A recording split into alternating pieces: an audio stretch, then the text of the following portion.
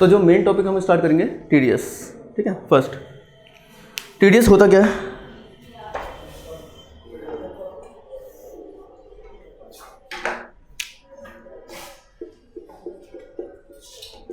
TDS होता क्या है? ठीक है, टैक्स डिडक्टेड एट सोर्स, ठीक है। ये इसकी हो गई फुल फॉर्म। ये आपको पता था टीडीएस? आपको पता है कुछ टीडीएस? तो टीडीएस टैक्सेशन ये लेके चलना कि कुछ ऐसा नहीं कि अकाउंटिंग कंसेप्ट चाहिए पहले, ठीक है। ये लेके चलना सब कुछ नया है, इसी को आपको सीखना है, ठीक है। अकाउंटिंग इज डिफरेंट पार्ट, वो भी सीख लेंगे, मैं मना नहीं कर रहा, बट ये ऐसा लेके मैं चलना मुझे अकाउंटिंग नहीं आती तो टैक्सेशन नहीं कर पाऊंगी, ठीक है। सबसे पहले टीडीएस 3 वर्ड से बन रहा है, tax deducted at source. Source of income पढ़ी होगी हमने, सोर्स ऑफ इनकम पढ़ी है। क्या क्या होती है सोर्स ऑफ इनकम? जो टैक्स डिडक्ट किया जाता है सोर्स ऑफ इनकम, यानी कि अगर कुछ ऑब्वियस सी बात है, गवर्नमेंट क्या करती है, अगर तुम्हारी एक थ्रेशोल्ड लिमिट बना रखी है या फिर कोई एक स्लैब रेट बना रखा है, उससे ज़्यादा तुम इनकम अर्न कर रहे हो तो तुम्हें उस पर क्या करना पड़ेगा? टैक्स देना पड़ेगा। और ये डायरेक्ट टैक्स है, यानी कि इसका मतलब क्या हो गया कि जो बेसिकली डिडक्टर होता है, इसमें मैं बताऊंगा डिडक्टर क्या होता है, डिडक्टर क्या होता है। वो डायरेक्ट टीडीएस काटेगा तुम्हारा और गवर्नमेंट को जमा करा देगा तुम्हारे बिहाफ पे, ठीक है। तो जो भी टैक्स हम डिडक्ट कर रहे हैं, यानी कि जो भी टैक्स हम काट रहे हैं ऑन सोर्स ऑफ इनकम्स में, ठीक है, डेट इज टीडीएस, ठीक है। सोर्स ऑफ इनकम क्या होते हैं पहले वो जानना इंपॉर्टेंट है। किस किस सोर्स में हमारा बेसिकली इनकम कौन कौन से सोर्स होती है, बेसिकली हमारे अकाउंट्स में सिखाया जाता है। First income from house property,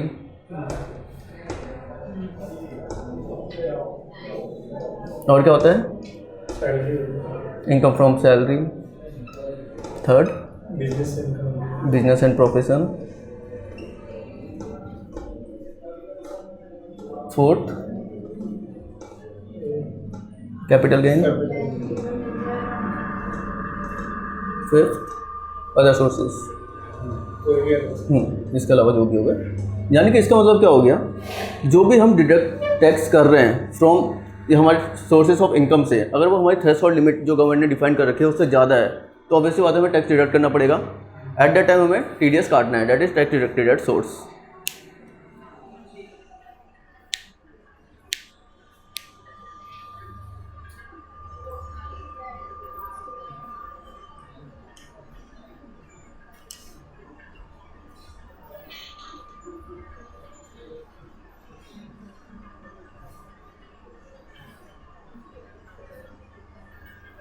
ठीक है, इतना क्लियर? अब जो टैक्स डिडक्टेड एट सोर्स हम बोलते हैं, अगर मैं टीडीएस की बात करूं तो ये जो सोर्स है गवर्नमेंट ने 2 पार्ट में डिवाइड कर दिए। एक हो गया सैलरी, एक हो गया सिंपल नॉन सैलरी, यानी कि जो सैलरी से हटके है, ठीक है। तो टीडीएस में कभी भी हम बात करेंगे तो या तो टीडीएस सैलरी में कटेगा या नॉन सैलरी में कटेगा। 2 पार्ट में डिवाइड होता है और 2 ही रिटर्न जाती है इसके, एक सैलरी की अलग जाती है और नॉन सैलरी की अलग जाती है, ठीक है। यानी कि ये वाला एक हो गया पार्ट और ये सारे कंबाइंड हो गए। इतना क्लियर? अब टैक्स अब 2 पार्ट में डिवाइड है, सैलरी और नॉन सैलरी। तो सैलरी में कैसे कटता है और नॉन सैलरी में कैसे कटता है, पहले वो समझ लेते हैं, देन उसके बाद हम आएंगे कि डिडक्टर क्या होता है, डिडक्टर क्या होता है, पेन क्या होता है, टेन क्या होता है, ठीक है। तो सबसे पहले हम बात कर रहे हैं सैलरी की। सैलरी पे जो टीडीएस कटता है वो कटता है एज पर स्लैब रेट, ठीक है। और जो नॉन सैलरी पे टीडीएस कटेगा वो कटेगा as per threshold limit defined by the government. ये ध्यान रखना, जिसकी भी इनकम टैक्स रेट की बात हो रही है, जो भी अगर सैलरी की बात कर रहे हैं तो सैलरी के केस में गवर्नमेंट ने स्लैब रेट बना रखे हैं। स्लैब रेट का मतलब हो गया, लेट अस सपोज 0 से लेकर 2.5 लाख तक किसी की अगर सैलरी है तो उसका टैक्स नहीं कटेगा, नील। अगर 2.5 से लेकर 5 लाख है तो 5% कटेगा। इस टाइप से स्लैब बना रखे हैं, that is slab rate. Threshold limit क्या हो गया नॉन सैलरी के केस में, अगर किसी की इनकम इतने से ज़्यादा है, लेट अस सपोज 50,000 से ज़्यादा है तो इतना टीडीएस कटेगा, that is threshold limit. Slab हो गया 0 से 2.5, 2.5 से 5, ये हो गया डिफाइन कर दिया एक लिमिट, उससे ऊपर कटे, उससे ऊपर कोई अर्न कर रहा है पैसा तो इतना टीडीएस कट के जमा होगा, ठीक है। इतना क्लियर है अभी? कोई डाउट हो तो साथ साथ क्लियर कर लेना। कौन से वाले में? स्लैब रेट में? नॉन सैलरी वाले में? देखो नॉन सैलरी में थ्रेशोल्ड लिमिट कहा जाता है। जो टीडीएस कटता है वो कैसे कटेगा, कोई टैक्स गवर्नमेंट को जमा कराना है वो कैसे कराएंगे, जब गवर्नमेंट को टैक्स कब जमा कराते हैं, जब ऑब्वियस सी बात है गवर्नमेंट ने एक लिमिट डिफाइन कर रखी है कि अगर तुम्हारी जो इनकम है इससे ज़्यादा है तो तुम्हें टैक्स देना पड़ेगा। इससे ज़्यादा को इंग्लिश में कहते हैं थ्रेशोल्ड लिमिट। यानी कि अगर गवर्नमेंट ने बोल दिया, लेटर सपोज रेंट का केस है, रेंट में अगर तुम्हारी जो इनकम हो रही है 2,40,000 से साल की ज़्यादा है, ये होगी थ्रेशोल्ड लिमिट, यानी कि 2,40,000 से ज़्यादा है, तो तुम्हें 10% TDS गवर्नमेंट जमा कराना पड़ेगा। तो इस टाइप से डिफाइंड होता है थ्रेशोल्ड लिमिट में। इसमें भी जो इनकम से रिलेटेड होगा ना? हाँ, ओनली इनकम, हाँ सोर्स इनकम की ही बात कर रहे हैं, इनकम पे ही कटेगा हमेशा टैक्स।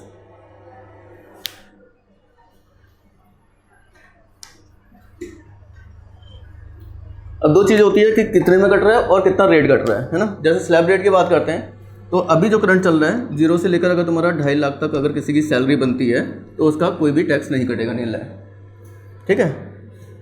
2.5 से लेकर 5 लाख तक 5% है, बट इसमें रिबेट मिल जाती है। अगर तुम्हारी सिंपल सी बात है 5 लाख तक है तो तुम्हें टैक्स देने की जरूरत नहीं है। फिर 5 से लेकर 10 लाख तक का स्लैब होता है तुम्हारा 20%, एंड देन अबव 10 लाख ये हो जाता है 30%।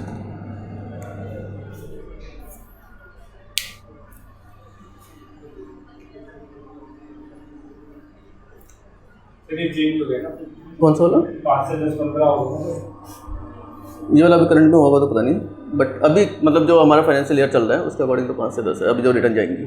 5 से 7.5 15 हो गए, 7.5 से 10। अच्छा 5, अच्छा ये आप बोल लो 2.5 से 7.5 है? नहीं, 5 से 7.5। ये 7.5 हो गया है। हाँ, अच्छा, ये 7.5 से 15% हो गया। अच्छा स्लैब रेट चलो वाला अपडेटेड आया होगा, Updated है। हाँ वो अपडेटेड आया होगा, बट अभी हम चल रहे हैं as per financial year previous वाला है। लास्ट ईयर का। ठीक है, ये तो अपडेट होते ही रहते हैं, ऑब्वियस सी बात है, वो तो डिपेंड करता है। इसका मतलब क्या हुआ, सबसे पहले हम समझते हैं। अगर कोई किसी की साल की इनकम की बात हो रही है, अगर साल की इनकम किसी की 2.5 लाख तक है तो उसको कोई भी टैक्स देने की जरूरत नहीं है, यानी कि उसका कोई भी टैक्स नहीं कटेगा, है ना। अगर किसी की 2.5 लाख से 5 लाख के बीच में है तो उसका टैक्स नहीं कटता, क्योंकि 5 लाख तक गवर्नमेंट बोलती है 87A के अंडर तुम्हें रिबेट मिल जाएगा पूरा का पूरा। लेकिन अगर 5 लाख से ज़्यादा है तो 5% भी कटेगा और ज़्यादा भी कटेगा, वो मैं समझा दूँगा स्लैब रेट कैसे काम करता है, ठीक है। और अगर तुम्हारी जो इनकम सैलरी से हो रही है और वो 5 से 10 लाख के बीच में है तो तुम्हारा 20% TDS कटेगा, गवर्नमेंट को जमा होगा और बाकी का तुम्हें पैसा मिलेगा, ठीक है। तो यहाँ पर जो हम सैलरी की बात कर रहे हैं डैट इज़ टैक्सेबल सैलरी या फिर नेट सैलरी। टैक्सेबल सैलरी की बात कर रहे हैं यहाँ पर हम।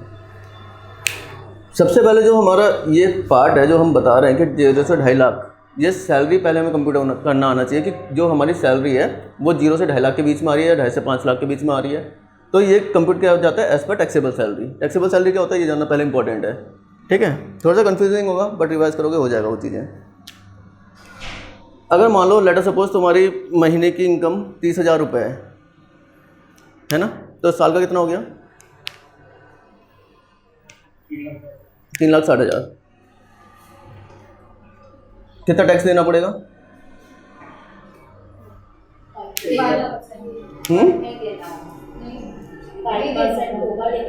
रिबेट मिल जाएगी पूरी, ठीक है। अब मान लो तुम्हारी इनकम जो है 60,000 है, अब 7.2 लाख। अब तुम्हें कौन सा टैक्स देना पड़ेगा? ये वाला 20% वाला। कितने में? ये जो 5 लाख का रिबेटिंग है ना, हाँ, उतने पे 2.2 लाख कर देना पड़ेगा। देखो 7.2 लाख जो है वो है तुम्हारी cost to company CTC। This is not taxable salary, है ना। हम जो बात कर रहे हैं यहाँ पर सैलरी की डेट इज टैक्सेबल सैलरी, क्योंकि इसमें ऑब्वियसली बात है थोड़ा सा, जैसे हम कंपनी के अकाउंटिंग करते हैं तो हमारा एक होता है इनकम, एक होता है एक्सपेंस। इनकम में से एक्सपेंस माइनस कर देते हैं, फिर क्या आता है प्रॉफिट, और उस प्रॉफिट में हम टैक्स देते हैं, पूरे इनकम में नहीं देते। सेम ये हमारी पूरी इनकम है, इसमें से अब हमारे कुछ खर्चे होते हैं, सब कुछ होता है, तो ऑब्वियसली उसको गवर्नमेंट क्या करती है, माइनस करती है एज पर स्टैंडर्ड, वो मैं बता दूंगा। उसके बाद अगर तुम्हारा जो है इस स्लैब में आ रहा है then you are liable to pay, ठीक है। तो इसमें से हमारे भी तो खर्चे होते हैं तो वो माइनस करने पड़ेंगे। तो कंप्यूट कैसे होता है हमारा टैक्सेबल सैलरी? सबसे पहले होता है, मान लो लेटर सपोज अगर मैं बात कर रहा हूँ किसी की अगर 7,20,000 रुपये सैलरी है साल की, ठीक है। अब इसमें से गवर्नमेंट बोलती है ऑब्वियस सी बात है, अब तुम्हें क्या करना है, सबसे पहले हम घर में भी रहते हैं, एचआरए मिलता है, एचआरए गवर्नमेंट बोलती है कि माइनस कर दो। लेट अस सपोज 6000 मिलता है अगर महीने का, तो इंटू कर दो आप 12, कितना आया 7200, 72,000 है ना। तो 72,000 ये माइनस हो गया एचआरए, ठीक है। इसके बाद स्टैंडर्ड डिडक्शन बोलती है। पहले क्या होता था, पहले होता था तुम्हारा मेडिकल अलाउंस देती थी और प्लस कन्वेंस देती थी, क्योंकि अब हम क्या कर रहे हैं, ऑफिस आ रहे जा रहे हैं। हाँ, पहले कन्वेंस अलाउंस हो जाता था 800 से 1600 किया था, और एक मेडिकल अलाउंस होता था 2400 शायद, ऐसा कुछ होता था। तो अब क्या कर दिया गवर्नमेंट ने, उस चीज़ को हटा दिया कन्वेंस वाला और मेडिकल वाला, और सीधे स्टैंडर्ड डिडक्शन लिया है 50,000 का, कि ये माइनस कर दो, उसमें से जो भी तुम्हारी सैलरी बन रही है उसमें से माइनस कर दो। यानी कि ये जो माइनस हो रहा है ना, ये तुम्हारी टैक्सेबल इनकम बन के आ रही है, और फिर उसके बाद वो किस स्लैब में आ रही है वो डिपेंड करता है, ठीक है। अब ये माइनस कर दिया। ऐसे ही तुम्हारा कोई भी अलग से, जैसे मान लो लेट अस सपोज तुमने 80C के अंडर तुमने कोई लाइफ इंश्योरेंस ले रखा है ना, या फिर तुमने कोई तुम्हारा लॉन्ग टर्म इन्वेस्टमेंट है, तो या तुम्हारा कोई EMI जा रही है हाउस प्रॉपर्टी की, तो वो सारा का सारा तुम्हारा अप टू 1.5 लाख जो है 80C में माइनस कर देती है गवर्नमेंट, कि यहाँ पर तुम 1.5 लाख तक कर देते हो। 2 बच्चों की ट्यूशन फीस जा रही है, वो माइनस कर सकते हो ट्यूशन फीस। तो वो माइनस करने के बाद 80C, मान लो किसी का इन्वेस्टमेंट 1.5 लाख तक अप्रूव कर सकते हैं, इसमें किसी का मान लेते हैं 80,000 तक उसने इन्वेस्ट कर रखा है, यानी कि उसका ट्यूशन फीस जा रही है या फिर उसका LIC जा रहा है, जो भी जा रहा है वो 80,000 तक माइनस कर देते हैं, ठीक है। उसके बाद गवर्नमेंट बोलती है अब तुम्हें मेडिकल इंश्योरेंस भी लेना है, 80D है ना। मेडिकल मान लो किसी ने 20,000 का ले रखा है, तो वो भी उसको रिबेट मिल जाएगी। रिबेट का मतलब यही होता है कि उसमें टैक्स नहीं देना, छूट मिल रही है एक प्रकार से। अब अगर मैं ये सारे माइनस करता हूँ, ऐसे 80G हो गया, बहुत सारे अलग अलग सेक्शंस होते हैं, तो इसमें से अगर मैं ये माइनस करता हूँ, तो उसके बाद जो मेरा फिगर आ रहा है यहाँ पर, लेट अस सपोज 31 और 20, 150 और 2,20,000 के करीब आ रही है आई थिंक, है ना। तो ये बन रहा है कितना, 5 लाख। अब ये जो 5 लाख है ना, that is my taxable income, है ना। और ये जो टैक्सेबल इनकम है ये 5 लाख तक आ रही है, तो ये अभी क्या पूरा का पूरा मुझे रिबेट मिल जाएगा, यानी कि कुछ भी टैक्स नहीं देना है। तो हम जो सैलरी देख रहे हैं वो नहीं देख रहे as per CTC, as per taxable income, ठीक है। अगर वो टैक्सेबल इनकम में आ रही है तो वो टैक्स कटेगा, अगर नहीं आ रही है तो टैक्स नहीं कटेगा। और देख कैसे रहे, एज़ पर स्लैब रेट देख रहे हैं। इतना क्लियर हो गया स्लैब रेट क्या होता है। इस स्लैब रेट के अकॉर्डिंग हमें पता चलता है कि हमारा टैक्सेबल है या नहीं है। और ऑब्वियस सी बात है, यहाँ पर हम सारे के सारे अपने जो भी सैलरी है उसमें से माइनस कर देंगे अपने जो भी हमारे खर्चे हैं as per government policies. Then उसके बाद जो हमारा फिगर आ रहा है डैट इज़ सैलरी। अब वो सैलरी हमारे स्लैब रेट के अकॉर्डिंग आ रही है, तो टैक्स कटेगा या नहीं कटेगा। लेट अस सपोज, एक मैं एग्जांपल लेता हूँ कि हमारी जो टैक्सेबल सैलरी की बात कर रहा हूँ मैं अभी, हमेशा ध्यान रखना सैलरी और टैक्सेबल सैलरी दो अलग अलग चीज़ें होती हैं। अगर मैं टैक्सेबल सैलरी की बात कर रहा हूँ और मेरी टैक्सेबल सैलरी आ रही है 6 लाख रुपये, अब मुझे कितना टैक्स देना पड़ेगा गवर्नमेंट को? 6 लाख है टैक्सेबल सैलरी, यानी कि सारे के सारे मैंने अपने माइनस कर चुका हूँ ऑलरेडी, और माइनस करने के बाद 6 लाख आ रहा है। 20% ऑफ 6 लाख, नहीं, अब तो स्लैब है ना। अब देखो, अब मान लेते हैं सारा माइनस करने के बाद 6 लाख आ गया। अब गवर्नमेंट आगे क्या कहती है, 2.5 लाख। अभी तक तो हमने क्या किया, अपना मेडिकल का निकाल लिया, LIC का निकाल लिया, बच्चों की ट्यूशन फीस निकाल ली, अपने भी तो कुछ खर्चे होते हैं, है ना, खाना पीना सब कुछ। तो 2.5 लाख तो माइनस कर दो उसमें से जो भी आ रहा है। अब 6 लाख में से 2.5 लाख अब माइनस और करो, है ना। तो कितना आया, 3.5 लाख ये आया। अब 3.5 लाख अगर इसमें देखोगे तो 2.5 लाख से 5 लाख का है, इसमें 2.5 लाख का आ रहा है गैप। अब 3.5 में से जो 2.5 लाख है उसमें कितना लगेगा, 5%, और बाकी का रिमेनिंग जो बच गया 1 लाख, उसमें कितना लगेगा, 20%।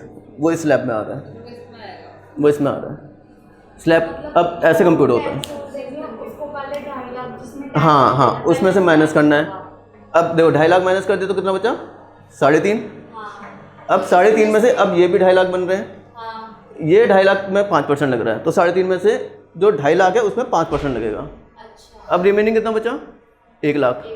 वो 1 लाख कौन से स्लैब में आ रहा है, 20% वाले में, तो 1 लाख पे 20% लगेगा। और इस पर फिर लगता है 2% एजुकेशन सेस, जो भी टैक्स अमाउंट बन के आएगा उस पर लगता है फिर एजुकेशन सेस और हेल्थ सेस, है ना।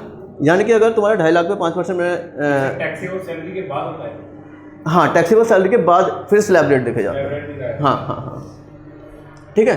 तो अब परसेंट अगर मैं 2.5 लाख का 5% निकालूँ तो आई थिंक 12,500 आता है, कितना आता है देख लेना। और 1 लाख का 20% 20,000। तो इसकी जो टैक्स बन रहा है, टैक्सेबल सैलरी का जो टैक्स बन रहा है वो बन रहा है 32,500। और ये जो टैक्स है जो हमने निकाला है that is called tax deducted at source, TDS। ये टैक्स जो कटा है, टैक्स डिडक्ट हो गया ना, यानी कितना डिडक्ट करना है, दैट इज TDS। और इस पर प्लस होगा 2% सेस जो भी बनकर हेल्थ सेस, और कंपलसरी है जो भी टैक्स बन रहा है तुम्हारा। देखो अब जितना भी सरकारी स्कूल हैं और सरकारी हॉस्पिटल हैं वो कहाँ से चलेंगे, तो 1% हेल्थ को जाता है जो भी टैक्स बन रहा है, और 1% एजुकेशन को जाता है। हाँ, 1% ऑफ टैक्सेबल अमाउंट, ठीक है। ये जो हमारे यानी कि 32,500 पर 2% निकाल लो, उसमें ऐड कर दो। ये 32,500 जो हमारा है वो हम 6 लाख में से माइनस करेंगे जो टैक्स पे करेंगे वो। नहीं, दोबारा बताना क्या बोला आपने, 32,500 का क्या करना है, दोबारा बताओ। ये 32,500 जमा होगा ये जो है ना, ये जो है ये डायरेक्ट टैक्स है। इसका मतलब क्या हो गया कि जो तुम्हारा एम्प्लॉयर है ना, जो तुम्हें सैलरी दे रहा है, वो खुद ये उसकी लायबिलिटी है, वो ये TDS काट के गवर्नमेंट को जमा कराएगा तुम्हारे बिहाफ में। और लेकिन तुम्हारी जब रिटर्न देखोगे तो वहाँ पर ऑलरेडी तुम्हें 32,500 दिखा देगा कि ये तुमने ऑलरेडी टैक्स दे रखा है, तुम्हारी रिटर्न में दिखाएगा प्रॉपर, है ना। तो जो भी हमारी टैक्सेबल सैलरी होगी उसमें भी जो टैक्स कटेगा वो 1 बाय 1 करके कटेगा, जैसे जो हमारा ये होगा। हाँ, इसके अकॉर्डिंग देखेंगे। सबसे पहले तुम्हारे सारे के सारे मैंने डायरेक्शन जितने भी थे माइनस किए, माइनस करने के बाद जो टैक्सेबल सैलरी बन रहा है फिर इस स्लैब के अकॉर्डिंग देखा जाएगा। इसके अकॉर्डिंग होगा। हाँ। डाउट सर एक जो इंडिविजुअल टैक्स भरता है अपना, अपने रिटर्न से भरता है, देखो उसके अकाउंट में ट्रांजेक्शन हो जाती है कि इन फ्यूचर जैसे अनदर जैसे फ्रेंड ने कर दिया किसी, तो क्या वो टैक्सेबल में गिनी जाती है? नहीं, देखो नॉर्मल, अगर सिंपल नॉर्मल अगर देखोगे नॉमिनल आ रहा है तो उतना नहीं देखा जाता। अगर कोई मोटा अमाउंट आ रहा है तो ऑब्वियसली बात है वो स्कूटनी का पार्ट होता है। अगर नहीं दिखाया तो कल की डेट में ये है कि स्कूटनी का पार्ट है वो, नो डाउट, क्योंकि वरना फिर गिफ्ट डीड बनती है, भविष्य में अगर कभी किसी ने तो गिफ्ट डीड बनती है, वो तुम्हें या फिर एक नोटिस, हाँ एक डीड बनता है कि हाँ ठीक है, अगर कल की डेट में नोटिस भी आता है तो मैं दिखा सकता हूँ ये मेरी गिफ्ट डीड थे या ये मैंने उसको दिखाया हुआ है ना, वो लीगल हो जाता है। ठीक है, यहाँ तक कोई डाउट? ये तो हो गया सैलरी वाला पार्ट। अब थ्रेशोल्ड लिमिट कैसे काम करता है?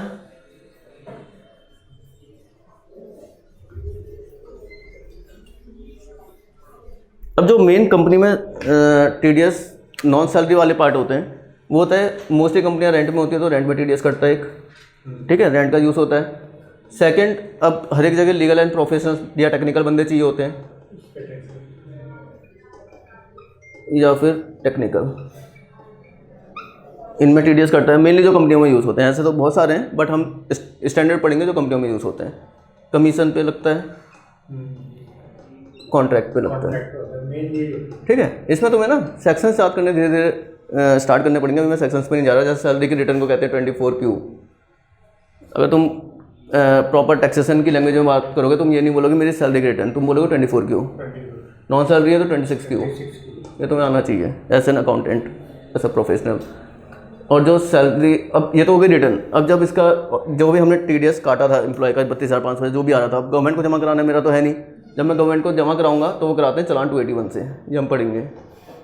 और चलान 281 में मुझे बताना पड़ेगा कि सैलरी का है, नॉन सैलरी का किसका है। तो सैलरी का है तो 92B, ये सेक्शंस याद करने पड़ेंगे, ठीक है। ये आगे कराऊंगा मैं, बट ये ध्यान रखना कि ये इसलिए भी याद करने पड़ेंगे। अगर इंटरव्यू में जाओगे तो सेक्शन से पूछे जाते हैं सीधे, थ्रेशोल्ड लिमिट बताओ, सेक्शंस बताओ, तो ये याद करना इंपॉर्टेंट है। ये आगे करेंगे हम।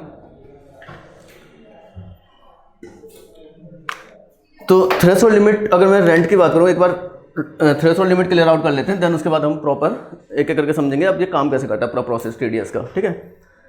तो सबसे पहले आता है हमारा रेंट। अब इस थ्रेशोल्ड लिमिट की बात कर रहे हैं तो मैंने बताया था एक गवर्नमेंट ने फिक्स कर दिया कुछ भी अमाउंट, और उसके ऊपर अगर तुम्हारी इनकम हो रही है तो ऑब्वियसली बात है TDS कटेगा और गवर्नमेंट को जमा होगा। और कितना कटेगा वो गवर्नमेंट ने डिफाइन कर रखे हैं, सबके अलग अलग टैक्स रेट होते हैं, ठीक है। अगर मैं रेंट की बात कर रहा हूँ, करंट चल रहा है हमारा 2,40,000 रुपये ईयरली, ठीक है। ये नोट करके रखना है तुम्हें, और यही इंटरव्यू में पूछे जाते हैं। जैसे सेक्शन बताएंगे रेंट का, अगर अब मैं TDS काटूंगा तो गवर्नमेंट को जमा कराऊंगा तो कौन से सेक्शन के अंतर्गत 194I, और इसमें भी 2 पार्ट डिवाइड हो जाते हैं, A और B। ये क्या होता है वो भी पढ़ लेंगे अभी।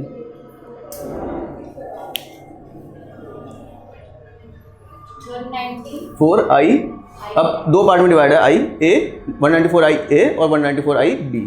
सर ये मतलब क्या हुआ इसमें? अब देखो अभी ना जब प्रैक्टिकल कराऊंगा थोड़ा सा तब समझ में आएगा तुम्हें। एक्चुअल में क्या हुआ, मैंने तो टीडीएस काट लिया किसी का, अब मेरे को क्या करना है, गवर्नमेंट को जमा कराना है। अब गवर्नमेंट को तो बताना पड़ेगा मेरे को रेंट का काटा हुआ है, तो कैसे बताऊंगा, वहाँ पर सेक्शंस यूज़ होते हैं, वहाँ पर रेंट यूज़ नहीं होगा, वहाँ पर तुम्हें बताना पड़ेगा 194 आई में काटा है। उसका कोड होता है। हाँ वही हाँ, यहाँ पर सेक्शन कहते हैं उनको बस, है ना, कोड मान लो इसको, वैसे सेक्शन कहा जाता है। पेमेंट कोड 94 आई और सेक्शन 194 आई कंप्लीट।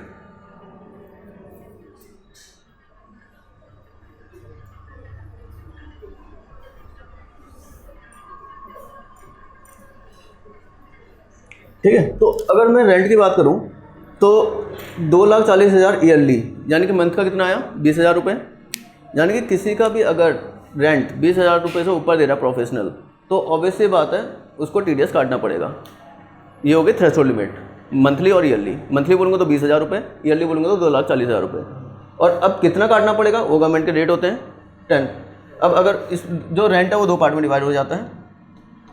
एक हो जाता है rent on land and building, यानी कि मैंने कोई लैंड एंड बिल्डिंग रेंट पे ले रखी है ना, जैसे बिल्डिंग लेते हैं। एक हो सकता है मैंने प्लांट एंड फर्नीचर या मशीनरी मैंने रेंट में ले रखी है, प्लांट मशीनरी या फर्नीचर। ठीक है, अगर मैंने लैंड एंड बिल्डिंग रेंट पे ले रखी है तो मैं टीडीएस 10% गवर्नमेंट को जमा कराऊंगा काट के, और प्लांट एंड मशीनरी है तो 2%।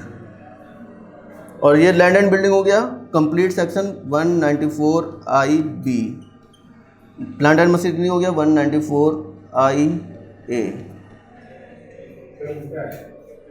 ऐसे होता है, लैंड एंड बिल्डिंग का बी है।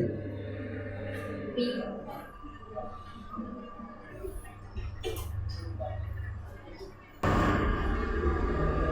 तो क्या है सर, फ्लैट क्या लिखा है? कौन सा वाला बताओ? प्लांट एंड मशीन, ये वाला प्लांट एंड मशीनरी या फर्नीचर। अब ऐसा हो सकता है मैं रेंट में प्लांट मशीनरी ले रहा हूँ कोई, या फिर कोई फर्नीचर रेंट में ले रहा हूँ, तो एट दैट केस रेंट में 2% टीडीएस कटेगा। अगर मैंने लैंड एंड बिल्डिंग ले रखी है रेंट में तो 10%।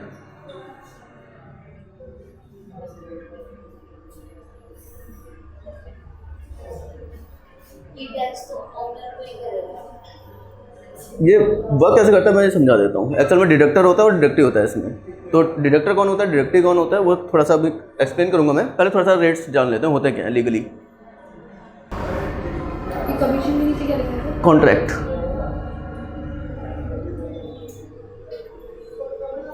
हो गया, टर्न आउट हो गया। चलो अब बात करते हैं अगर हम लीगल टेक्निकल एंड प्रोफेशन की, तो सबसे पहले सेक्शन होता है 194J legal professional and technical का। ठीक है, threshold limit 30,000 yearly.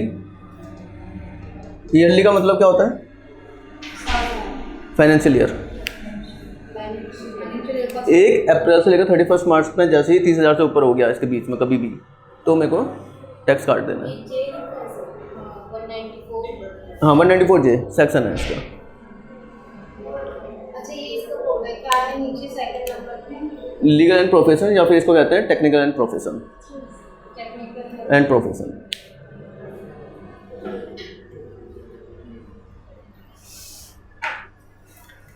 Yellow note, और इसमें जो है वो है 10%।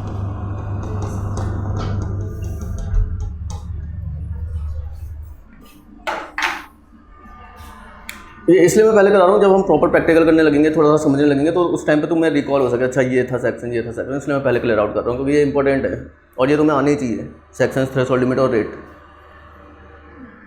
इतना क्लियर हो गया। इसके बाद है तुम्हारा कमीशन। कमीशन का जो सेक्शन होता है 194H।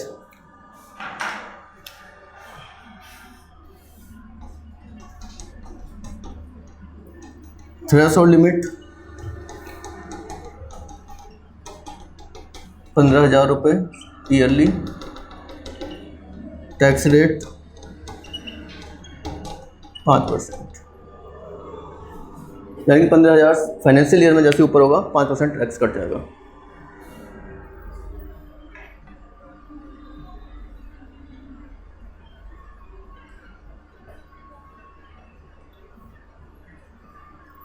ठीक है,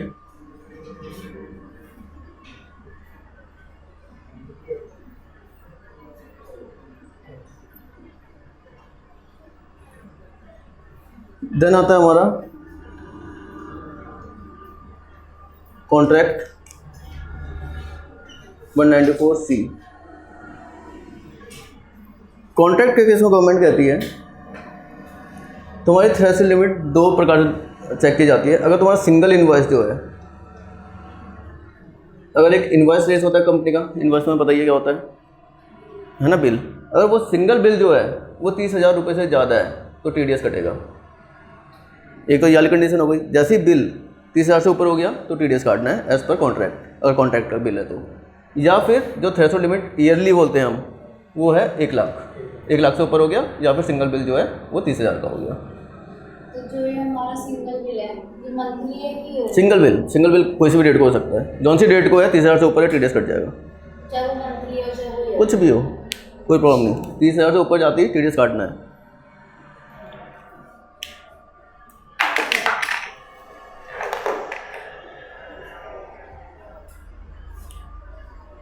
और कितना कटेगा, इसमें भी गवर्नमेंट ने 2 पार्ट में डिवाइड कर दिया।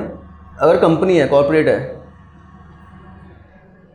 तो 2% TDS कटेगा, और अगर इंडिविजुअल है तो 1% TDS कटेगा। यानी कि कोई कंपनी का अगर हम बिल रेस कर रहे हैं, कोई कंपनी है सामने आगे, तो 2% TDS काटना है, और इंडिविजुअल है तो 1%। 1% कंपनी के केस में 2%। सिंगल वाले नहीं, दोनों का ये है, या तो 30,000 से ज़्यादा हुआ तो TDS कटेगा, या 1 लाख ईयरली का तो TDS कटेगा। कितना कटेगा, अगर कंपनी है तो 2% कटेगा, और इंडिविजुअल है तो 1% कटेगा। चलो आगे TDS में ये सब पढ़ना है, ठीक है। इतना जस्ट बेसिक मैंने एडवांस में बताया, क्योंकि ऑब्वियसली बात है ये थोड़ा सा तुम जानो इन चीज़ों को, जब हम आगे पढ़ेंगे तो तुम्हें एकदम नया ना लगे। अब बेसिक में आते हैं दोबारा से TDS के। TDS में हमेशा 2 पार्टी होती हैं, एक होता है डिडक्टर, एक होता है डिडक्टिव।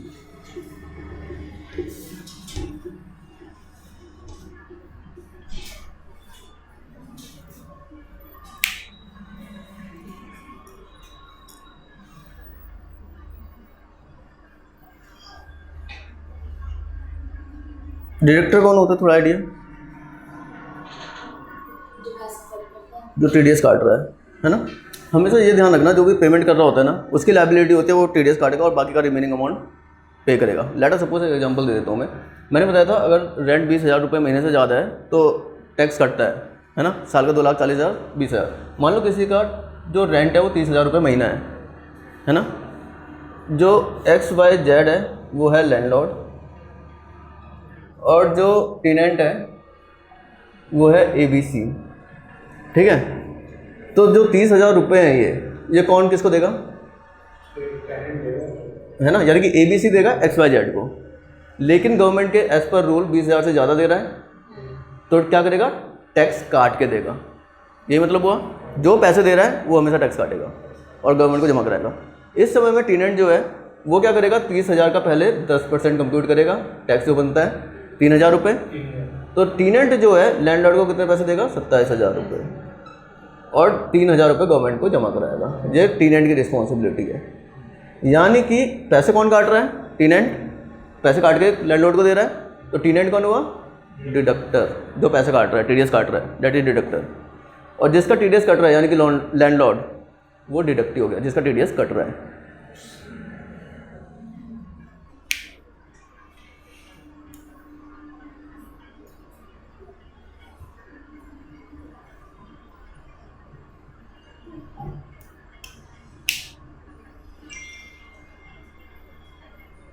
Deductor deductive confirm. अब जब भी डिडक्टर जो भी है, जो भी TDS काट रहा है, उसके पास 10 नंबर कंपलसरी होना चाहिए, दैट इज कंपलसरी। जब 10 नंबर है तो ही TDS काट सकता है, अदरवाइज नहीं काट सकता। बताता हूँ, जैसे GST में क्या होता है, अगर तुमने देखा होगा तो जिसके पास GST नंबर है वो GST ले सकता है, दूसरा नहीं ले सकता, है ना। सेम 10 कौन काटेगा, TDS कौन काटेगा, जिसके पास 10 नंबर है। 10 का फुल फॉर्म होता है tax deduction and collection account number, यानी कि जो टैक्स डिडक्ट कर रहा है या कलेक्ट कर रहा है account number, tax deduction and collection account number, वही टीडीएस काट सकता है। ये किस टाइप का होता है? ये 10 डिजिट का होता है, अल्फान्यूमेरिक। पहले जो 4 होंगे वो अल्फ़ा होंगे, फिर 5 न्यूमेरिक होंगे, फिर एक अल्फ़ा होगा। फर्स्ट 4 अल्फ़ा, जीएसटी नंबर हो गया। नहीं 15 डिजिट का होता है जीएसटी, 5 न्यूमेरिक, एक अल्फ़ा। हमेशा इसमें होगा 10 नंबर। ये क्या डेबिटेशन या एजुकेशन? कौन सा वाला? टैक्स के बाद जो है deduction and collection account number.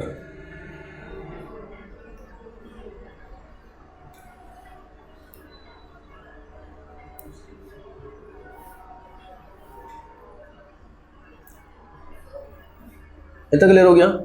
जो भी टीडीएस काट रहा है उसके पास 10 नंबर कंपलसरी, तो हाइफन कर देना यहाँ पर, कंपलसरी होना चाहिए। और जो 10 नंबर होता है वो 10 डिजिट का होता है, पहले 4 अल्फ़ा, 5 न्यूमेरिक, फिर एक अल्फ़ा।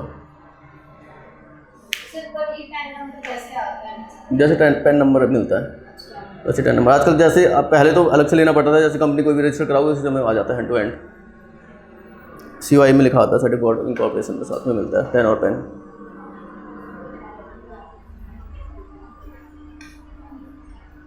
वो तो फिर कोई भी फॉर्म रजिस्टर कराते चले आजकल तभी मिल जाता है, आजकल पूरा सर्टिफिकेट ऑफ इनकॉर्पोरेशन में लिखा ही आ जाता है साथ में।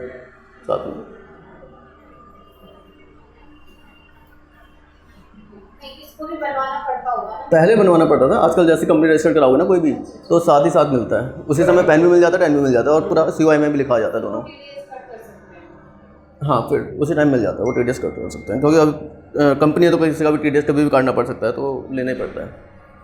अगर तुम COI देखोगे, अगर मेरे पास पड़ा होगा तो मैं दिखा देता हूँ। सर अगर प्रोप्राइटर फॉर्म जब भी मिल जाता है तो अप्लाई करना पड़ेगा, क्योंकि प्रोप्राइटरशिप में तो वो कुछ अपना होता ही नहीं, सारा का सारा इंडिविजुअल का ही होता है। तब अप्लाई हाँ, तब अप्लाई करना पड़ेगा।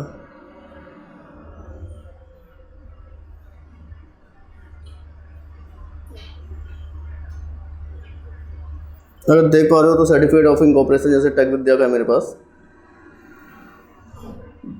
ये COI है, यानी कि ये ROC प्रोवाइड करती है, और इसमें ही आजकल 10 नंबर भी मिल जाएगा और पेन नंबर भी मिल जाएगा एट दैट टाइम। ये 10 नंबर है, ये पेन नंबर है, COI में लिखा आ जाता है।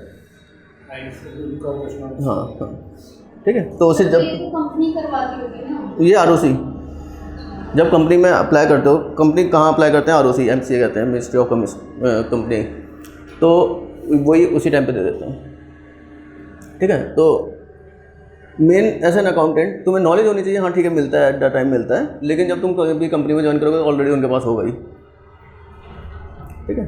बट नॉलेज होनी चाहिए, हाँ 10 नंबर चाहिए होता है, ठीक है। अब डिडक्टिव की अगर बात कर रहा हूँ, तो डिडक्टिव के पास 10 नंबर जो है वो ऑप्शनल है, हो भी सकता है, नहीं भी हो सकता है, ठीक है। 10 नंबर तो कंपलसरी था, लेकिन पेन नंबर ऑप्शनल है। पेन का फुल फॉर्म पता होगा? Permanent account number.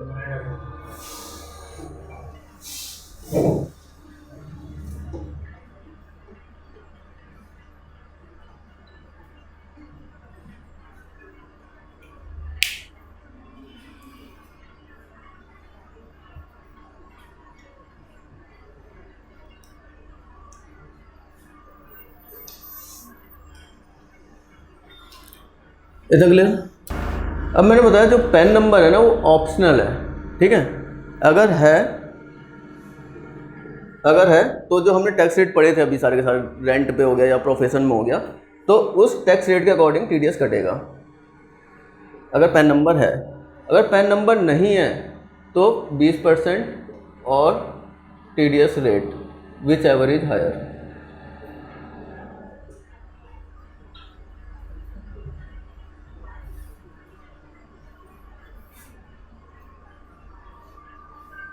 अगर पेन यस तो टैक्स रेट के अकॉर्डिंग कटेगा, नो तो 20% और TDS rate whichever is higher. ये है लास्ट में। विच एवर इज हायर,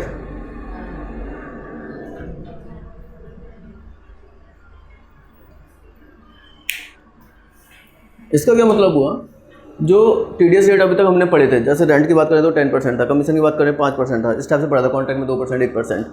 तो अगर पैन नंबर है तो एज पर टैक्स रेट जो हमने पढ़ा था, और अगर पैन नंबर नहीं है तो मिनिमम 20% तो कटेगा ही कटेगा।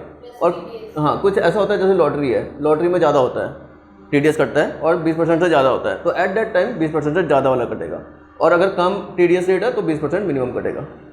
ठीक है, इतना क्लियर। फॉर एग्जांपल सेम अगर मैं लेके चलूँ, ABC मेरा जो है वो टेनेंट है और XYZ मेरा लैंडलॉर्ड है, बट जो मेरा लैंडलॉर्ड है इसके पास पैन नंबर नहीं है ना, और वही 30,000 का रेंट है। तो अब ABC जो है वो पैसे दे रहा है, ये डिडक्टर है। अब ये कितना डिडक्ट करके देगा इसको? 20%, यानी कि अब इसको कितना मिलेगा? हैं 30,000 है, 30,000 6,000 कटेगा और 24,000 मिलेगा। पहले 27,000 मिल रहा था, तो ये डिफरेंस आ जाता है पैन का, और 6,000 अब ये गवर्नमेंट को जमा कराएगा। ठीक है, इतना क्लियर।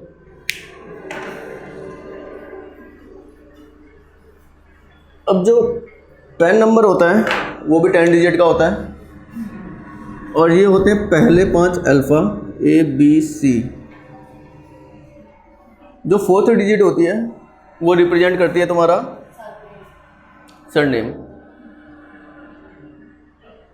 जैसे सिंह का S होगा, तो वो जो अल्फाबेट होगा उसका S होगा। फिर उसके पक्का? बाद हाँ, 4th डिजिट जो हाईलाइट करती है वो करती है तुम्हारी आइडेंटिटी, लाइक कॉर्पोरेट हो, इंडिविजुअल हो। 4 डिजिट आइडेंटिटी करती है कि अगर P हुआ हाँ, पर्सनल हुआ तो इंडिविजुअल हो गया, है ना, C हुआ तो कंपनी हो गया, फर्म, अगर F हुआ तो फर्म हो गया, पार्टनरशिप फर्म हो गया। तो इस टाइप से 4 डिजिट रिप्रेजेंट करती है, और जो 5th डिजिट है जो सरनेम बताते हैं वो होता है। ठीक है, यानी कि जो 4th डिजिट है वो रिप्रेजेंट करेगी तुम्हारा, लाइक तुम्हारे पास जितना के पास अगर इंडिविजुअल तुम्हारा पैन होगा ही, तो उसमें 4 डिजिट तुम्हारी P होगी, क्योंकि यू आर इंडिविजुअल, है ना। अगर तुम्हारा यही पैन नंबर जो होता है कंपनी का होता, क्योंकि हमने अकाउंटिंग का कंसेप्ट होता है कंपनी एंड जो भी इंडिविजुअल है वो था सेपरेट लीगल एंटिटी, यानी कि कंपनी का पैन नंबर अलग होता है, यानी कि आईडी प्रूफ ही अलग है, और जो उसके ओनर्स हैं या डायरेक्टर्स हैं उनकी आईडी प्रूफ अलग है, पैन नंबर अलग है। तो अगर कंपनी का पैन नंबर है that is separate legal entity, उस केस में उसका C होगा फॉर कंपनी, F होगा फॉर पार्टनरशिप फर्म्स। ठीक है, ऐसे अलग अलग होते हैं, तो ये मेन चलते हैं PCF। तो इससे पता चल जाता है बेसिकली अगर पार्टनरशिप फर्म है तो तुम बता सकते हो 4 डिजिट में F आ रहा है तो पार्टनरशिप फर्म है, C आ रहा है तो कंपनी है, F वाला ये है पार्टनरशिप फर्म।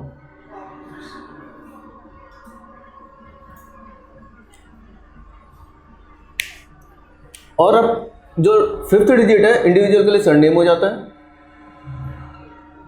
कंपनी के लिए जो भी first alpha of the company है, लाइक टेक विद्या की अगर मैं बात करूँ T से टेक विद्या स्टार्ट होता है तो T हो जाता है, ऐसे सेम फर्म के लिए अगर कोई फर्म है तो उसका फर्स्ट लेटर, ठीक है, first letter of the company और first letter of the firm वो 5th डिजिट हो जाएगा। उसके बाद 4 रैंडम कोई से भी न्यूमेरिक और एक अल्फ़ा, यानी कि 5 अल्फ़ा हो गए अगर मैं वैसे लिखूँ, फिर 4 न्यूमेरिक और एक अल्फ़ा, ये पैटर्न रहेगा हमेशा पेन का। अब मैंने बताया था TDS में ये तो पता चल गया डिडक्टर क्या होता है, डिडक्टर क्या होता है, डिडक्टर के पास 10 होना चाहिए, डिडक्टर के पास पेन होना चाहिए, सारी क्लैरिटी हो गई। अब मैंने बताया था 2 पार्ट में डिवाइड होता है, एक होता है सैलरी, इसको थोड़ा और ब्रीफ कर लेते हैं, एक होता है नॉन सैलरी। ठीक है, सैलरी की जो 2 चीज़ें होती हैं, कभी कंफ्यूज मत होना, एक कहते हैं रिटर्न, एक कहते हैं चालान पेमेंट या TDS पेमेंट भी कहते हैं, चालान या TDS पेमेंट बोल लो, बोथ आर डिफरेंट थिंग। इनका पहले मैं क्लियर कर देता हूँ, देन आगे पढ़ाऊँगा। ठीक है, सबसे पहले क्या होता है, जो भी हम TDS काट रहे हैं, किसी का भी काट रहे हैं, अपने लिए तो काट नहीं रहे, गवर्नमेंट को देना है ना। मान लो लेटर सपोज आज हमारी है 5 अप्रैल 2021, ABC ने जो है 3,000 रुपये अपने लैंडलॉर्ड का TDS काट लिया 5 अप्रैल को। ठीक है, अब ये जो काटा है अपने लिए तो काटा नहीं, गवर्नमेंट को जमा कराना पड़ेगा। ये कब कराएगा, कुछ ड्यू डेट होती होगी, कुछ होता होगा, है ना। तो सबसे पहले जो गवर्नमेंट को जमा कराना है पैसा जो हमने काटा है, that is called challan payment और टीडीएस पेमेंट, जो गवर्नमेंट को जानी है। और जो चलान पेमेंट करनी है हमें, ये जो गवर्नमेंट को जमा कराना है, उसको कहते हैं चलान 281 के थ्रू करते हैं हम। ऑनलाइन हो जाता है, मैं बता दूंगा प्रैक्टिकल कैसे करते हैं, अभी केवल थ्योरेटिकल लिख लो। जो हम जमा कराएंगे, जो अभी हमने टीडीएस काटा है, वो कराएंगे चलान 281 के थ्रू। ये इसका कोड हाँ, चलान अलग अलग चलान होते हैं, 280, 281, 282। ये सैलरी का है, नहीं, ये टीडीएस का है पूरा। टीडीएस नहीं। चलो ये 281 है, तो ये मतलब चालान नंबर है ना ये कोड, हाँ, और ये सैलरी के लिए भी और नॉन सैलरी के लिए भी सेम होता है। सेम ही होता है। हाँ, क्या तो सर ये सैलरी में से कट रहा है कि टीडीएस चला रहा है, और अगर कुछ और तो कटेगा तो वो मतलब अलग नहीं। नहीं, अभी हम टीडीएस की बात कर रहे हैं। अभी क्या है कि ये लगा लो, टीडीएस में 2 पार्ट होते हैं, रिटर्न और चलान। ठीक है, अभी मैं सैलरी पे भी नॉन सैलरी पे भी आऊँगा, लेकिन थोड़ा सा ये क्लियर कर लो, रिटर्न और चलान दोनों के लिए ही होता है। बस सैलरी की रिटर्न जो जाएगी उसको कहते हैं 24Q, और जो नॉन सैलरी की रिटर्न जाएगी 26Q। ये मैं अगर पहले बताने लग जाऊँगा ना, तो तुम्हें पता ही नहीं होगा रिटर्न क्या होता है, चलान क्या होता है। इसलिए मैं पहले रिटर्न और चलान क्लियर कर रहा हूँ कि होते क्या हैं।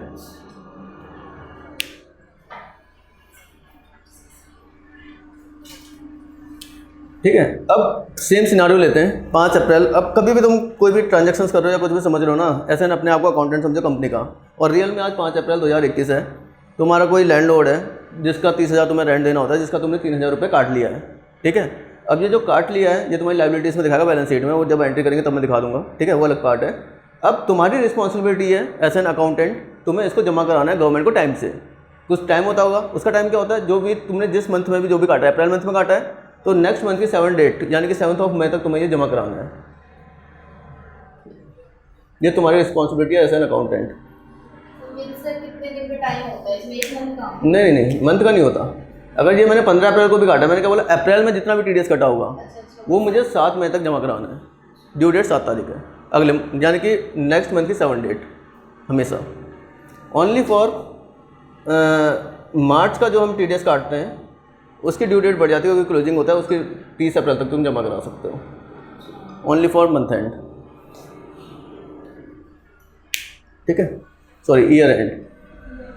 बाकी जितने भी मंथ हैं, नेक्स्ट मंथ की 7 तारीख तक तुम्हें टीडीएस जमा कराना है। और कैसे कराना है, चलान 281 के थ्रू।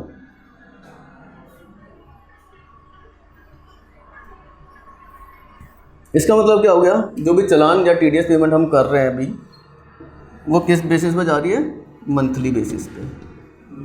यानी कि हर महीने काटा, जो भी अगले महीने जमा कराया, जो भी काटा अगले महीने जमा कराया। तो कभी भी कोई बोलता है चलान जो टीडीएस पेमेंट कैसे होती है, मंथली होती है, क्वार्टरली होती है, ईयरली होती है, तो हमेशा मंथली होती है। ठीक है, और कब जमा करानी होती है, नेक्स्ट मंथ की 7 तारीख तक। नॉर्मल क्वेश्चन पूछा जाता है, और कभी कभार पूछ लेंगे तुम्हें लास्ट, जैसे 30 मार्च की जो भी टीडीएस काटा है उसकी लास्ट डेट क्या होती है। तो एट दैट केस अगर मार्च वाला पीरियड है तो 30 अप्रैल।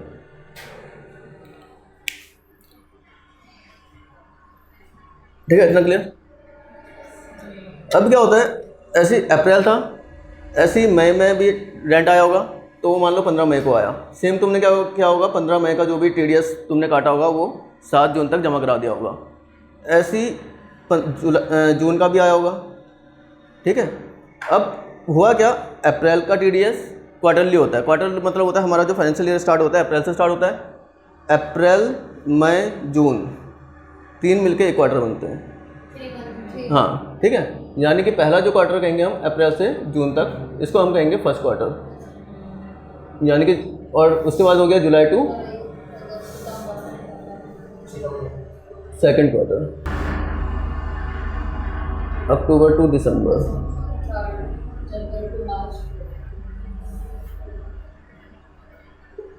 ये नेक्स्ट ईयर आ जाता है 10 टू मार्च, और ये 4th क्वार्टर है ना। तो अभी हम जो बात कर रहे हैं कौन से क्वार्टर की कर रहे हैं, फर्स्ट क्वार्टर की, है ना, अप्रैल से जून। तो अप्रैल से जून यानी कि जो रिटर्न जाती है वो जाती है क्वार्टरली, यानी कि first quarter, second quarter, third quarter, fourth quarter.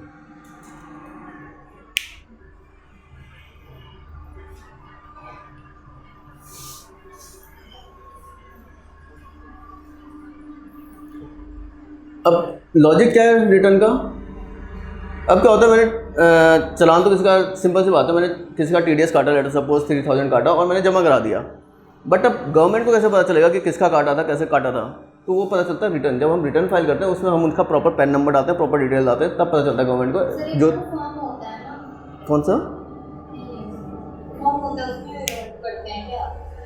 कौन सा वाला बोल रहे हो? ये चालान वो जो होता है 281 होता है ना, ठीक है। 281 से पेमेंट तो कर दी, तो जिसका भी तुमने टीडीएस काटा था पेमेंट तो हो गई गवर्नमेंट को, लेकिन गवर्नमेंट को पता कैसे चलेगा कि वो किसकी पेमेंट थी? तो मैंने बताया ना पैन नंबर होता है, तो जब तुम रिटर्न फाइल करते हो तो प्रॉपर उसकी डिटेल डालते हो, जिसका भी तुमने टीडीएस काटा था उसका नाम क्या है, उसका पैन नंबर क्या है, और उसका सारी डिटेल जाती है। देन उसके बाद वो उसके पोर्टल में ऑनलाइन जब एक्सेस करेगा तो उसको दिखा देगा 26AS कहते हैं कि वहाँ पर तुम्हारा इतना टीडीएस कटा हुआ है, ठीक है।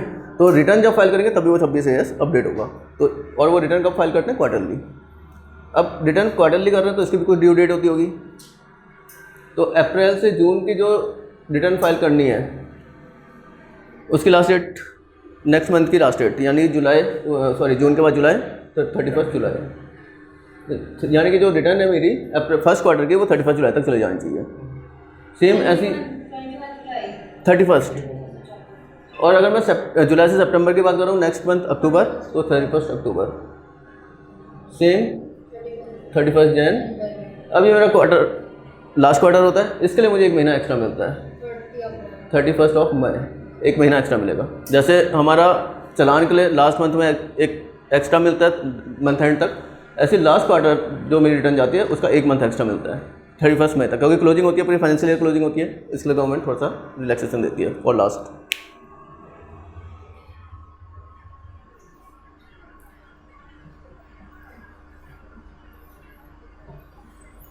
इतना क्लियर? अब ये तो पढ़ लिया हमने, ड्यू डेट होती है 7 तारीख या फिर जो भी, मान लो लेटर सपोज मेरी 7 तारीख की जगह मेरी 7 तारीख निकल गई, मैं 10 तारीख को टीडीएस जमा करा रहा हूँ, फिर हाँ तो क्या लगेगा? इंटरेस्ट।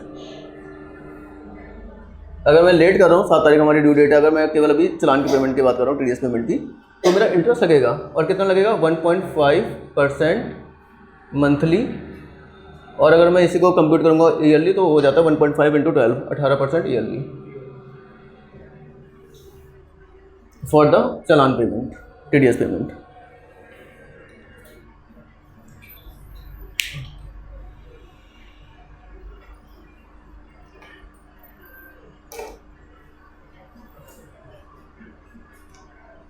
ठीक है। और अगर मैं रिटर्न की बात करता हूँ, इसमें भी हमारी कुछ ड्यू डेट होती है 31 जुलाई, जैसे फर्स्ट क्वार्टर की है। अगर 31 जुलाई मेरा निकल गया, देन उसके बाद क्या इंटरेस्ट, क्या penalty? Per day 200 rupees per day. बता दो। अब गवर्नमेंट ने क्या कर रखा है, एक ना हर एक चीज़ की एक डेडलाइन होती है कि तुम्हें इतनी तारीख तक करना है। तो गवर्नमेंट ने क्या बोल रखा है, जो भी तुमने टीडीएस जमा, जो भी तुमने काटा है, तुमने खुद काटा है, वो गवर्नमेंट को जमा कराना है। वो कब तक कराना है? नेक्स्ट मंथ की 7 तारीख तक। लेटर सपोज तुम 7 तारीख तक नहीं करा पाते हो, तो ऑब्वियस बात है तुम डिले कर रहे हो। डिले कर रहे हो तो जितना भी तुम्हारा अब डिले हो रहा है उसमें तुम 1.5% पर मंथली के हिसाब से इंटरेस्ट देना पड़ेगा। अगर 3000 काटा तो 3000 पे अब तुम जोड़ना स्टार्ट कर दो इंटरेस्ट, वो तुम्हें एक्स्ट्रा देना पड़ेगा गवर्नमेंट को।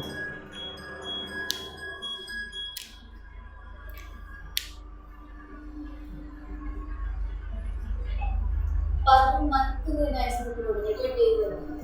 ये जो क्वार्टर वाला जो इंटरेस्ट है, ये क्वार्टर वाला जो है पर डे है, per day 200 rupees per day. जितना डेली डिले करते रहोगे 200 रुपये। इसमें परसेंट के हिसाब से करते हैं, इसमें डे का। हाँ, इसमें डे के हिसाब से हो जाते हैं। ये क्वेश्चन आती है इंटरव्यू में, तो बेसिक चीज़ें ये आनी चाहिए। ये बेसिक चीज़ें होती है कि बंदे को लगता है हाँ ठीक है नॉलेज है, तो ये चीज़ें याद कर लेना अच्छे से।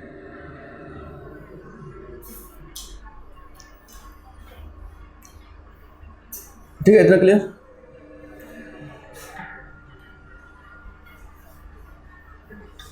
लेट तो नहीं हो रहा ना कोई?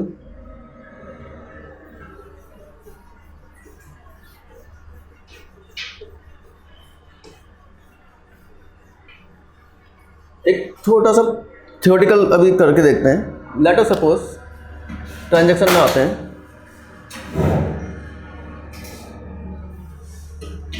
ABC raised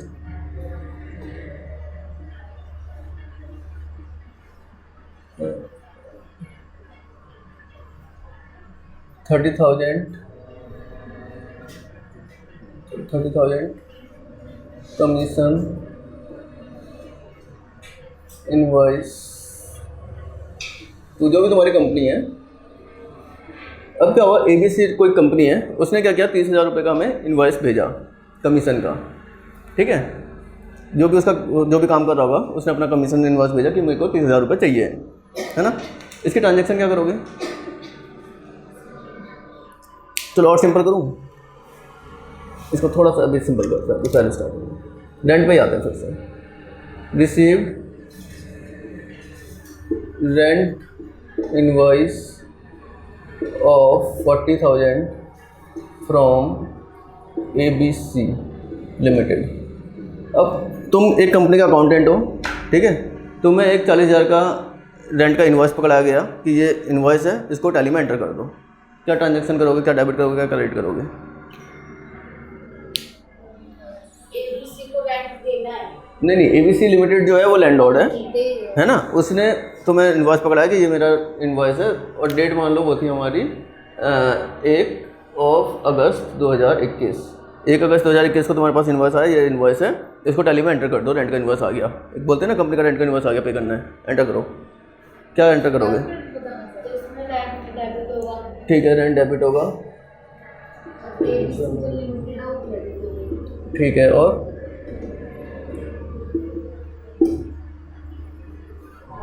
अब देखो, अभी तक हमने TDS पढ़ा। अब TDS क्या कहता है, रेंट अगर 20,000 से ज़्यादा का है महीने का तो TDS कटेगा, है ना। यानी कि अब इसकी एंट्री क्या होगी, खर्चा पूरा बुक होगा, रेंट तो पूरा का पूरा है, यानी कि 40,000। लेकिन अब पार्टी को कितना देना है, अगर उसके पास पेन है लेटर सपोज, तो 10% TDS काटना है, तो 40,000 का 10% TDS कटेगा, तो कितना बचा इसका, 36,000, है ना। और 2 TDS ऑन रेंट, ये मेरी लायबिलिटी है, ये लायबिलिटी में चले जाएगा 4,000। एक्चुअल ट्रांजैक्शन ये होगी एज पर कंप्लाइंस। तो एट द एंड जब तुम्हारा ऑडिट होता है ना, कभी कभी तुम सुनोगे ऑडिट हो रहा है, ऑडिटर यही चेक करता है कि तुमने जो प्रॉपर जो टैक्सेशन के रेट्स हैं या जो भी है उसके अकॉर्डिंग तुमने TDS काटा या फिर स्किप कर दिया या फिर तुमने GST लिया नहीं लिया, तो ये चीज़ें चेक होती हैं। अगर यही चीज़ें तुमने यहाँ पर कर दी तो ऑब्वियस सी बात है, ठीक है सारा, और तुम वही एंट्री कर दोगे rent debit to ABC limited 40,000 तो गलत हो गया, है ना। तो ये चीज़ें चेक होती हैं एट द एंड। चलो, ये वाली तो ट्रांजैक्शन हमने कर दी, ठीक है, खर्चा पूरा बुक कर दिया। और प्रॉफिट एंड लॉस अकाउंट में और बैलेंस शीट में मैं इंपैक्ट बोलूँ इस ट्रांजैक्शन का क्या होगा, क्योंकि हम कुछ भी ट्रांजैक्शन कर रहे हैं तो हमें ये भी पता होना चाहिए जो हम कर रहे हैं वो सही कर रहे हैं, गलत कर रहे हैं, इसका इंपैक्ट क्या हो रहा है। इसका इंपैक्ट क्या होगा, मतलब मेरा प्रॉफिट एंड लॉस अकाउंट में क्या इंपैक्ट करेगी अगर मैं ये ट्रांजैक्शन कर दी, और बैलेंस शीट में क्या करेगी, थोड़ा सा आइडिया दे सकते हो मेरे को? प्रॉफिट एंड लॉस में जो है ना, ये हमारा रेंट बढ़ जाएगा, यानी कि मेरा एक्सपेंस बढ़ गया ना, हाँ एक्सपेंस मेरे इंक्रीज हो गए, और बैलेंस शीट में हमारी लायबिलिटी बढ़ जाएगी, यानी कि क्रेडिटर मेरा इंक्रीज हो गया, तो क्रेडिटर ही ऑब्वियसली बात है वो मेरा 36,000 से, और मेरे ड्यूटीज एंड टैक्सेस यानी कि लायबिलिटी से टैक्सेशन का पार्ट है वो भी मेरी बढ़ गई 4,000 से, ठीक है। ये चीज़ें हमें पता होनी चाहिए कि जो भी मैं ट्रांजैक्शन कर रहा हूँ उसका मेरा फाइनेंशियली क्या इंपैक्ट हो रहा है, यानी कि प्रॉफिट एंड लॉस अकाउंट में क्या इंपैक्ट हो रहा है, बैलेंस शीट में क्या इंपैक्ट हो रहा है। अगर ये पता चलने लग गया तो धीरे धीरे ट्रांजैक्शंस में तुम खुद ही स्ट्रांग हो जाओगे, तो वैसे देख के पता चल जाएगा ये गलत हो रहा है, ये सही हो रहा है, ठीक है। तो ये तो हो गया चलो फाइनेंशियल इसका इम्पैक्ट। अब नेक्स्ट स्टेप क्या होगा, अब 2 स्टेप हैं। एक तो हमने क्या किया, ये हमने 1 अगस्त को किया था ना, 5 सितंबर 21 को मैंने इसका TDS पेमेंट कर दिया, और 10 सितंबर 21 को मैंने ABC लिमिटेड का जो रेंट वो क्रेडिटर था उसकी पेमेंट कर दी फुल एंड फाइनल, ठीक है। तो 5 सितंबर 2021 को क्या ट्रांजैक्शन करूँगा मैं, ठीक है, TDS on rent account debit, ठीक है, गुड। तो बैंक ही ले रहा हूँ मैं, बैंक से ही होता है मेरे लिए, 4,000,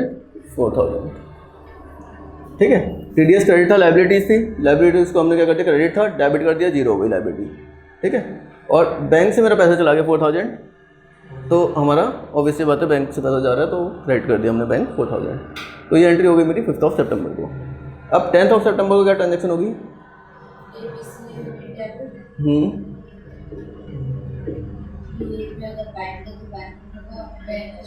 ठीक है, टू कैश या बैंक जैसे भी कर रहे हैं ना,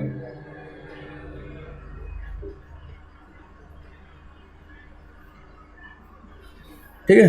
तो यानी कि TDS के केस में हमारी 3 ट्रांजैक्शन होती है हमेशा, अगर पूरी फुल एंड फाइनल ट्रांजैक्शन करनी हो तो। पहला होता है जो हमने इन्वॉइस बुक किया, एट द टाइम हमें TDS काटना है, और जो अब TDS काटा है हमने और एक क्रेडिटर है, तो दोनों की अब पेमेंट करनी है। ठीक है, अब टैली का क्या फ़ायदा है, टैली में क्यों ट्रांजेक्शन्स करते हैं, क्योंकि जो टैली है इस चीज़ को बहुत ऑटोमेट कर देता है। ऑटोमेट का मतलब क्या है, केवल मुझे एक बार कन्फिग्रेशंस करनी है, मेरी कन्फिग्रेशंस टर्न हो गई, उसके बाद TDS अपने आप काटेगा, मुझे बार बार कैलकुलेट करने की जरूरत नहीं है। TDS जो पे करना है, अब अभी तो रेंट का ही केस है, ऐसा हो सकता है मल्टीपल्स हो सकता है, रेंट भी होगा, कमीशन भी होगा, कॉन्ट्रैक्ट भी होगा, जितना भी बन रहा है टैली अपने आप सबका एक साथ दिखा देगा कि इतना बन रहा है और उतना बैंक से पे करना है। वो फ़ायदा हो जाता है मेरा यहाँ पर कन्फिग्रेशंस का। ठीक है, बाकी ये तो पेमेंट का पार्ट है, वो तो चलता ही रहता है। ठीक है, तो कहीं ना कहीं TDS का ये फ़ायदा हो जाता है हमारा। अब एक ट्रांजेक्शन सॉल्व कर लेते हैं।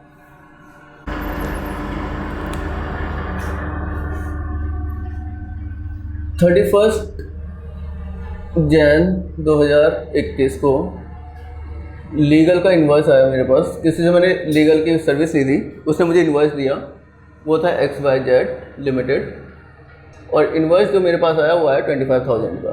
क्या ट्रांजेक्शन होगी?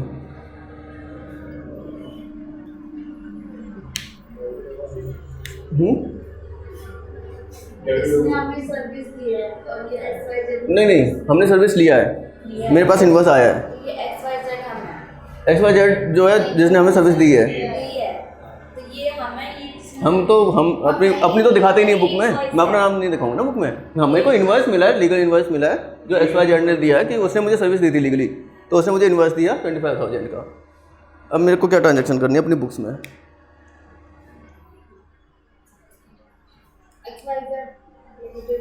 देखो सिंपल सी बात है, XYZ को तो मेरे को पैसा देना, क्योंकि वो इन्वॉइस दे रहा है, तो ये तो क्रेडिटर होगा ही होगा, क्रेडिटर है ही। और लीगल इन्वॉइस, लीगल मेरा खर्चा है एक प्रकार से देखा जाए तो, एक्सपेंस है ना, तो एक्सपेंस और डेबिट ही होते हैं ना। तो लीगल फीस बोल लो या फिर कुछ भी बोल लो, डेबिट 25,000 और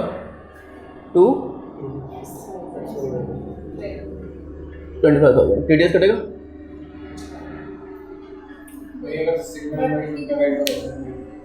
चलो नहीं कट गया ना, चलो परफेक्ट, ये हो गया ट्रांजेक्शन।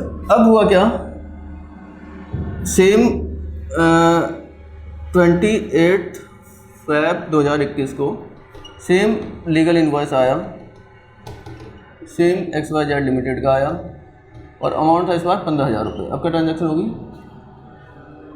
सेम यही होगी। क्या? Legal fees debit 15,000 to XYZ limited 15,000, ये होगी। एक सर 28 और ये 31st का है, तो सर अलग अलग तो ऐड कितना करेंगे अमाउंट? पढ़ो क्या लिखवाया था मैंने, टेक्निकल और लीगल का मैंने क्या लिखाया था, थ्रेशोल्ड लिमिट। टैक्स कटेगा 30,000 ईयरली ना, तो अब ये क्या कर रहा है, 30,000 के क्रॉस कर रहा है ना, क्रॉस कर रहा है, तो TDS कटेगा, किस पे कटेगा? पीछे वाले में भी कटेगा, जितना है पूरा कटेगा, टोटल कटेगा। लेकिन ये तो 31 जनवरी को पे हो रहा है, तो ये तो अलग मंथ का है ना, तो मंथ नहीं, ईयरली लिखा था ना, देखो फाइनेंशियल ईयर, इसलिए फाइनेंशियल ईयर 1 अप्रैल से लेकर 31 मार्च, अब ये एक ही फाइनेंशियल ईयर में आ रहा है। ये तो इसमें ऐड कर देंगे। हाँ, इसलिए अब क्या होगा, यहाँ पर जो TDS कटेगा 2 TDS, वो कटेगा तुम्हारा 25 + 15 टोटल 40,000, 40,000 का 4,000, मतलब यहाँ पर ये आएगा, और यहाँ पर आएगा तुम्हारा 11,000 पुराना भी TDS सब कटेगा, और ये टैली खुद ऑटोमेट करेगा, हमें करने की याद करने की जरूरत नहीं कि इसका कितना बिल आया था, क्या आया था, ये टैली का पार्ट है, बट कटेगा पुराने में भी। ठीक है, इतना क्लियर। अब लेटर सपोज यही बिल मेरे पास आया है 15,000 का, और ये आया मेरे पास 28 अप्रैल 2021 को। अब फाइनेंशियल तो घटेगा, कट जाएगा 21 का ही है ना, फाइनेंशियल ईयर है ना ये। फाइनेंशियल ईयर क्या होता है? वही 1 अप्रैल टू 31 मार्च तो नहीं तो करते। 31 मार्च होता है ना, तो ये क्या हो रहा है, सेम फाइनेंशियल ईयर में या नेक्स्ट जा रहा है? नेक्स्ट जा रहा है ना, तो इस पे भी नहीं कटेगा और इस पे भी नहीं कटेगा, अनटिल एंड अनलेस जब तक ये वाले फाइनेंशियल ईयर में 30,000 से ज़्यादा नहीं हो जाता। ठीक है, इतना सारा कंसेप्ट क्लियर। कल प्रैक्टिकल करें, कल इसको प्रॉपर प्रैक्टिकल करते हैं टैली में। ठीक है, अभी थ्योरेटिकल क्लास थी, कल प्रैक्टिकल करते हैं इसमें। ठीक है, बाकी कोई डाउट्स हैं या कुछ है तो पूछ लो। वो प्रैक्टिकल जितना करोगे पहले दिन तो ऑब्वियसली बात है टफ ही लगेगा, अभी तो सेक्शन स्टार्ट करने पड़ेगा। इसमें ना तुम्हें क्या करना पड़ेगा ना, ये थोड़ा सा अगर रटना है रट लो, वैसे लॉजिकल है। हमेशा जो भी टीडीएस कटता है एक्सपेंस पे कटता है। सैलरी बोल रहा हूँ मैं, सैलरी एक्सपेंस होता है, रेंट बोल रहा हूँ रेंट एक्सपेंस होता है, कमीशन बोल रहा हूँ कमीशन, ये सारे एक्सपेंस में ही आते हैं। तो जहाँ पर भी एक्सपेंस आ रहा है वहाँ पर बस हमें कंप्लाइंस देखनी पड़ेगी कि ऑब्वियस कौन सा एक्सपेंस जो है कौन से सेक्शंस के अंदर आता है, और ऑब्वियसली बात है उसमें कितना टीडीएस कट रहा है, वो थोड़ा सा याद करना पड़ेगा। सेक्शंस याद करने पड़ेंगे, वो धीरे धीरे जब हम प्रैक्टिस करते रहेंगे तो सेक्शंस भी आ जाएंगे।